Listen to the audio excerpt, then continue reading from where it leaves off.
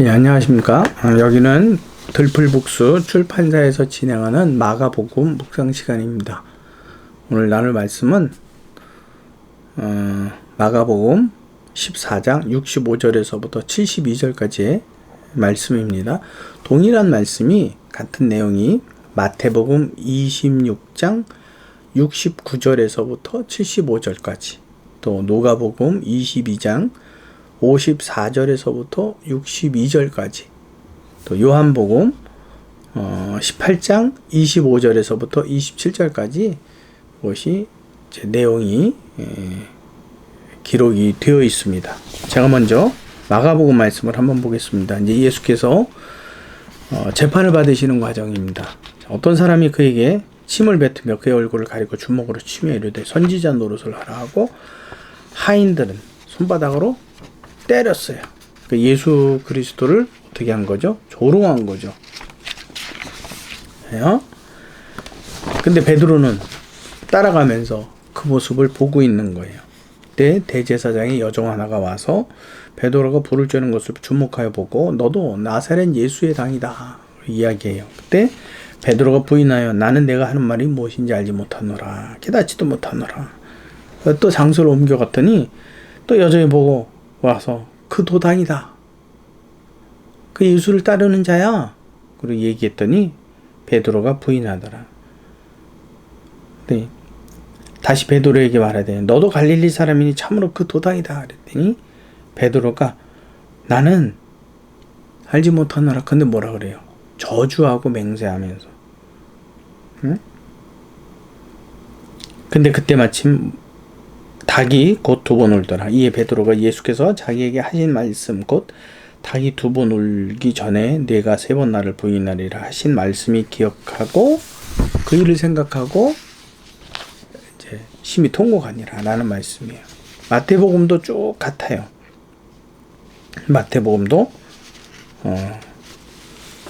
베드로가 예수님의 말씀을 생각하고 통곡하고 우니라. 근데 누가복음 말씀은 조금 달라요. 누가복음 말씀에는 누가복음 22장 61절에 보니까 이렇게 부인하는 베드로와 예수님이 이렇게 눈이 마주쳐요. 눈이 마주쳐서 그 베드로가 그때의 베드로가 주의 말씀, 곧 오늘 닭 울기 전에 내가 세 번 나를 부인하리라 하신 그 말씀이 생각나서 밖에 나가서 통곡하고 울었어요. 오늘 이 말씀을 가지고 함께 묵상하도록 하겠습니다. 자, 본문은 베드로의 통곡입니다.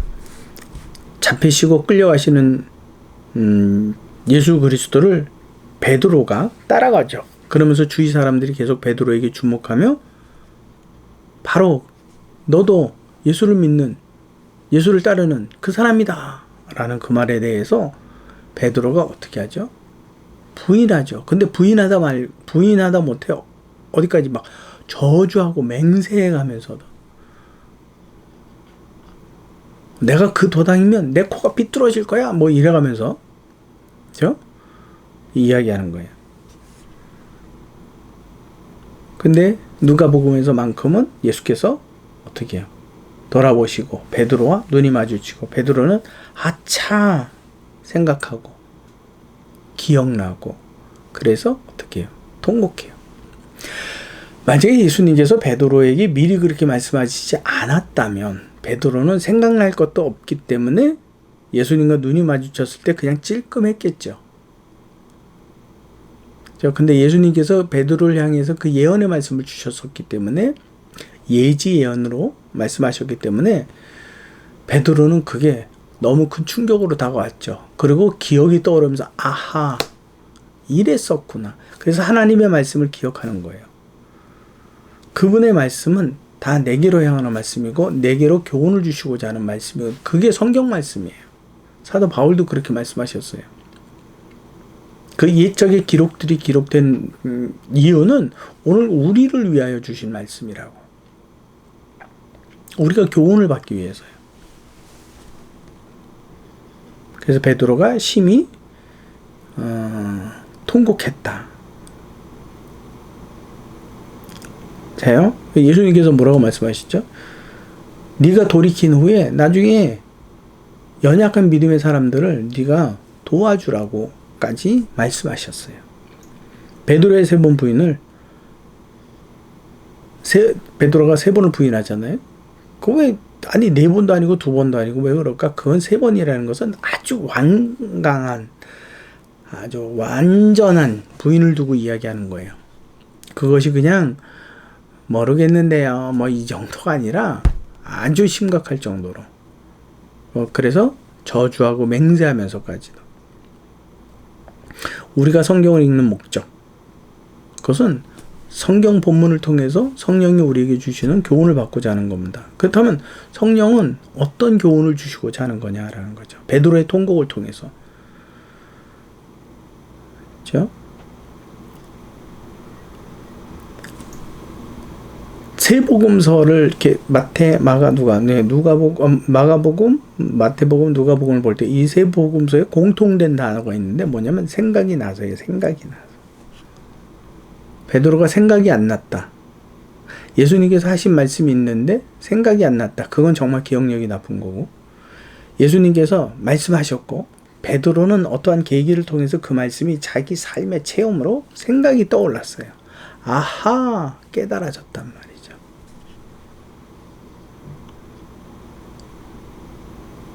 그래서 우리는 예지의 말씀, 하나님께서 우리를 위해서 주시는 예지의 말씀, 종말에 관하여서 예지의 말씀을 주셨죠? 그게 계시록이에요. 예언서들이에요. 그러니까 그 말씀은 뭐예요? 참이에요. 근데 그때가 되어서 막상 막 현실의 문제에서 막 터지고 그랬을 때 아차 그 말씀이 이런 뜻이었구나 깨닫는다면 그건 늦는 거죠. 우리는 이 말씀을 읽으면서 그때를 준비할 수 있어야 되는 거죠. 그러기 위해서 우리에게 주신 거예요. 그게 하나님의 예지의 말씀이에요. 예지 예언의 말씀. 여러분 여기서 참 중요한 게 있어요. 예수님께서 왜 베드로에게 그 말씀을 주셨을까요? 내가 나를 부인할 것이다. 그러나 너는 돌이킨 후에 내 형제를 굳게 하라. 왜 이런 말씀을 주셨을까요? 베드로가 믿음에 있어서 완전함을 기대하셨기 때문에 왜 이런 말을 주시느냐면요. 그는 예수님께서 그를 보실 때 베드로를 보실 때 믿음이 완전하지 않은 걸 아셨어요.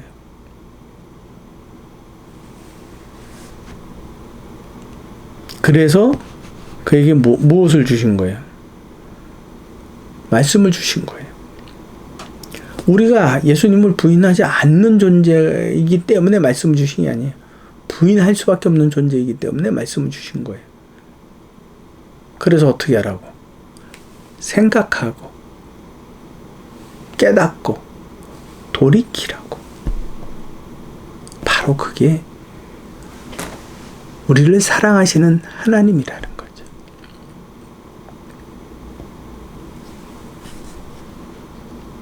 근데 부인한 우리를 거봐. 내가 그럴 줄 알았어.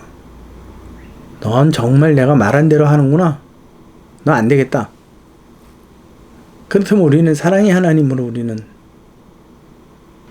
여전히 우리는 하나님 앞에 죄의 흠을 남기는 존재인데 그럼에도 불구하고 어떻게 하시는 거예요? 여러분 모든 성경 복잡한 것 같아요. 내용을 사람 중심으로 맞추면 성경 설교가 굉장히 다양해질 수 있어요. 근데 제가 보는 방법으로 본다면 아주 단순해요. 모든 것이 하나님이에요. 근데 하나님이 모든 사람을 아브라함을 대할 때도 이삭을 대할 때도 야곱을 대할 때도 또 누구를 대해야 되든지 하나님이 원죄의 사람들을 대우하는 그 대우하는 방법이요 똑같아요. 그들이 실패할 때 누가 포기하지 않아요. 하나님이 포기하지 않고 끝까지 어떻게 하세요? 인도하세요. 근데 따라가는 사람이 있고 따라가지 못하는 사람이 있고 묵상을 보게 되면 여러분 저하고 같이 하는 묵상은 제 들풀북수 출판사에서 하는 묵상하고 묵상을 여러분이 따라가는데 내용은 다 똑같아요. 뭐예요? 하나님을 바라봐라. 그분과 대화하라. 그분과 교제하라. 그분의 메시지를 기다려라. 그리고 순종하라. 이것이 믿음이다. 메시지가 다 똑같아요.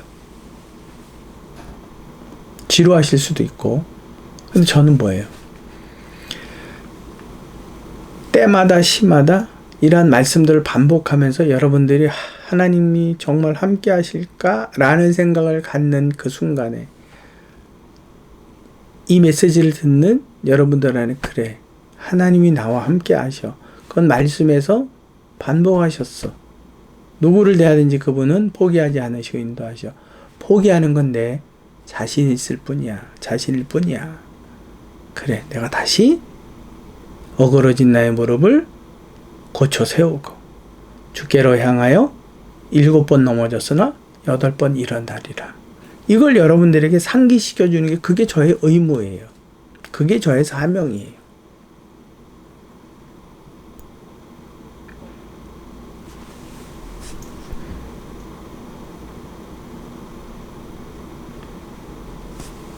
여러분, 우리는 베드로의 초점이 맞춰지면 실망합니다. 예수님을 부인한 베드로의 초점을 맞추면 실망합니다. 그러나 그를 그래도 부활하신 그날에도 베드로를 향하여서 네가 나를 사랑하느냐? 네가 나를 부인했느냐? 그치. 근데 나는 너를 포기하지 않았단다.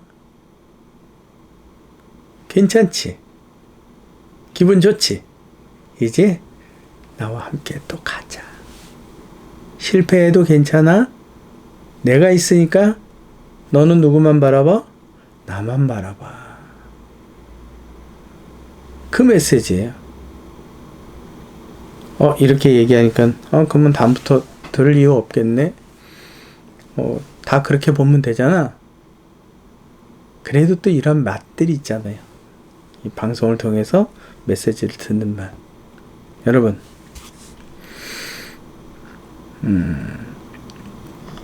그 하나님을 기억하시기 바랍니다. 그래서 사도 바울은 로마서 5장 6절을 보면 우리가 아직 연약할 때에 기약대로 그리스도께서 경건하지 않은 자들을 위하여 죽으셨더라. 예수님의 말씀이 뭐예요?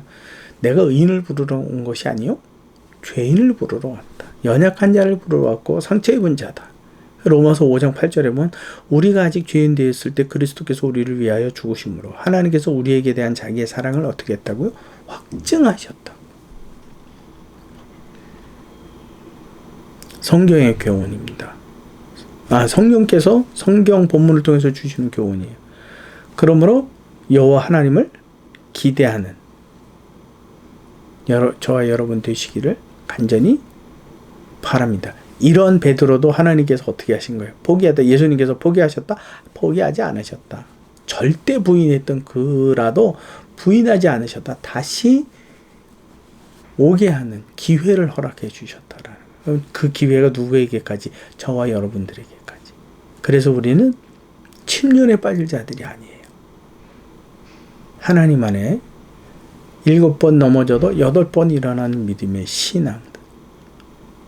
그 아브라함의 경지에 이르는 믿음의 신앙. 저와 여러분들의 있어지기를 간절히 바랍니다. 계속 하나님과 대화하십시오. 물으십시오. 하나님 찾으십시오. 그리고 그분의 메시지를 기다리십시오. 지금까지 들풀북스 출판사에서 전해드린 마가복음 묵상이었습니다. 감사합니다. 수고하셨습니다.